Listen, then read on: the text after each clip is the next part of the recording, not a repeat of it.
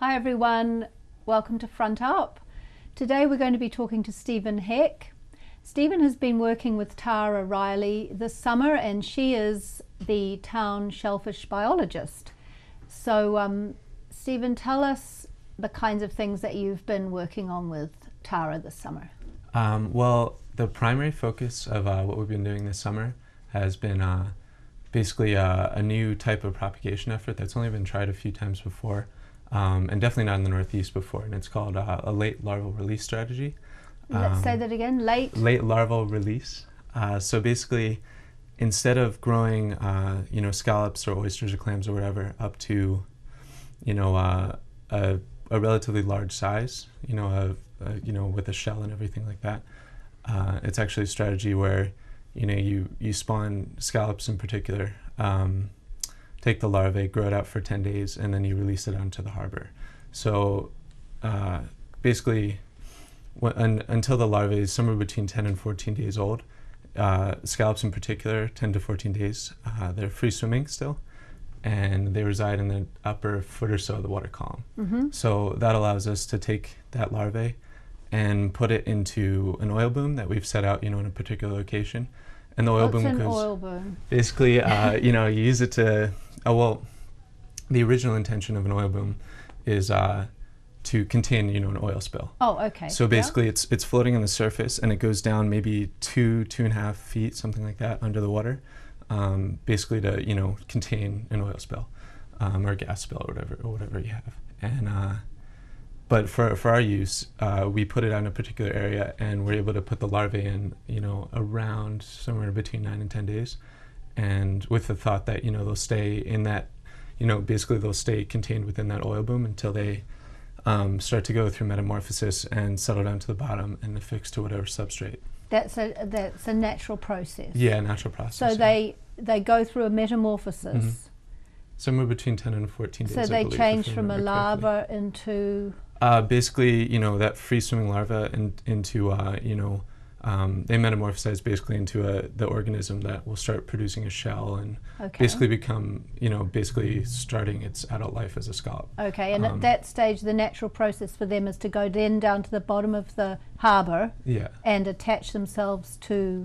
typically it's eelgrass. Eelgrass, right. But, we've actually found that they will attach to other types of substrate. I'm sure there are many more papers out there than I've read, but all sorts of macroalgae and stuff like that as well. But eelgrass is typically the best kind of habitat for them. Yeah. Okay. And so this is all in an effort to find out more about and help our scallops, the scallops in our harbour, which are not doing well. Yeah. Well, the bay scallops. Well, basically, we're looking at it from both an ecological perspective. So it's beneficial, obviously, for the scallops to, be there. It's for the intrinsic value of having bay scallops around. But also, it's the other half of it is to create, a sustainable bay scallop fishery. Okay. So it's kind of beneficial to both, the community, the fishermen, as well as, the ecological benefits and intrinsic value of having bay scallops around. Okay, so are bay scallops in any way indicative of the health of the harbour? Are they sort of like a canary in a coal mine type of a thing? In comparison to clams and oysters, they're a lot more susceptible to, all sorts of pollutants and, different nutrient levels in the water, as well as, harmful algae blooms, the brown tide kind of thing. Right. They're much more susceptible to those kind of factors than, say a clam or an oyster. Okay. So they will start, definitely declining. Well, not definitively, but, that's what people think. So, yeah. And so we do have clams and oysters in the harbour as well? We definitely have clams, Okay. But oysters, well, I've heard, kind of just, there's I don't think there's any real data supporting it, but, just anecdotal, evidence has said that there were oysters maybe, I don't know the time frame, but kind of before most people remember there being oysters. Okay. And for whatever reason, they're not really around anymore. There are some oysters that we've collected near where the ferries come in, on those rocks, along there. but obviously you don't want to eat things that are, you know, that close to boat traffic, Right. because there's, you know. But this is a method, this propagation method is one that could be used for those other Definitely, shellfish it could also as well. be used for clams and oysters. And basically this summer was kind of a trial run. It was kind of to work out, you know, the methodology and, you know, the kinks and what we were doing, and, you know, kind of fine tune it. We were, you know, I don't know if you've ever been into the boathouse where, you know, we do all of this, but basically it's an old Coast Guard boathouse right next to the Brant Point Lighthouse, and basically we've been converting it to a, you know, a hatchery, Okay. you know, for the purposes that I was talking about before. But yeah, it's, you know, it could be done, well, theoretically it could be done with clams and oysters as well, but, you know, I don't think it's been done before with either of those. So, and this is a project that then will be continuing next summer? Hopefully, or is it, yeah, it can only definitely really will be done in definitely. the summer season, right? Yeah, just during that season where scallops are, you know, scallops in particular, are spawning. Okay. So yeah, definitely, we'll definitely continue into. Are you going to come back and work on it? I kind of hope so. Yeah, I think it'd be really cool. I think we've gotten a lot of very interesting insight into what we could do better, and what we can do differently and different strategies that we're, you know, hoping to pursue. We have a lot of kind of another facet of what we've been doing this summer has been to take basically. Do you know what spat bags are? Yes, I do, but perhaps Okay. you would describe those for So- people out there. A spat bag. Spat bags are basically, it's kind of this, they're these mesh bags with this type of plastic material, this polymer that scallop larvae tends to cling to. So basically we've been setting out, you know, spat bags, like lines of 5 spat bags continuously, you know, I guess every couple weeks or so, and taking, you know, every time we set out, you know, a set of spat bags, we take another in, and basically this allows us to gauge what, you know, what spawning events are occurring at different times during the summer, and, you know, basically look at what's going on in terms of spawning events in different areas of the harbor. So you mean some areas of the harbour would spawn at different times than others? The scallops Yeah, would? potentially. And also, you know, there might be different densities of larvae that are clinging to, you know, particular areas of spat bags and at different times. Right. So, you know, we found different, you know, some areas that really have very little larvae clinging to these bags.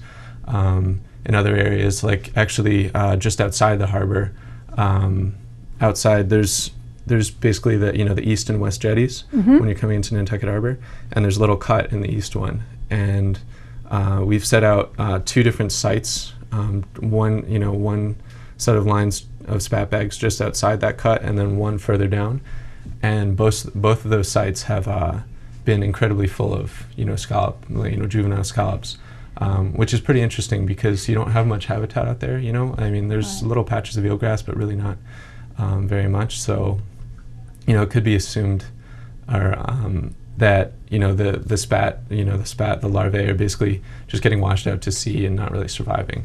Okay.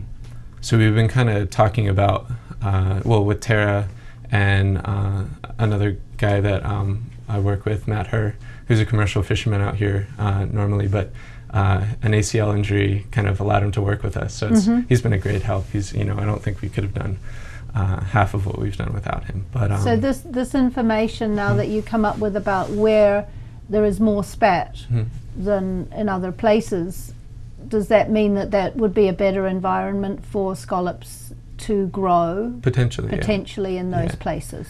And the fact that we've found so many scallops attaching to the bags that are actually outside of that east jetty has kind of given to, you know, thinking more about, you know, maybe possibly trying to collect some of that larvae that's getting washed out of the harbor as kind of a supplement to the natural population. So, you know, we haven't really done any legwork actually into making anything, but you know, if you could time it right, you could set out, you know, potentially you could set something, you know, some sort of you know, mesh out, you know, in that cut in the east jetty, maybe for a 6-hour, you know, outgoing tide, and, you know, collect who knows, maybe billions of larvae. And then bring them back to another location? Yeah, or raise them, or, you know, we Okay. haven't really figured that out, but we've been Right. throwing around ideas about that. It, you know, could potentially be a very useful source of scallop larvae. So is this kind of study that you're doing, is this fulfilling some kind of special interest that you have? Yeah, is this definitely. kind of what you want to be doing? Yeah, I mean, I think I think if the world was a perfect place, I'd just like to study biology just for the sake of, you know, just, you know, my love for it and out of interest. But I think that, you know, using biological studies to improve, you know, the natural environment, or, you know, basically return the natural environment to its natural state, is kind of something that I really want to be involved with.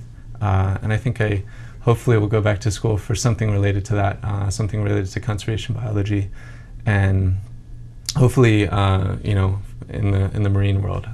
I think, you know, I was like. That's where it's at for you. I think so. Yeah, I'm kind of drawn to the ocean. I like, you know, this. Well, we're certainly glad you came to Nantucket to help Thank you. with all this stuff that we really need to find out about as far as the scallop industry and everything goes. So, and we hope you come back next summer and work more on it. Thank you very much. I appreciate it. Thank you, Stephen. It seems like 100 years since I reached out to dry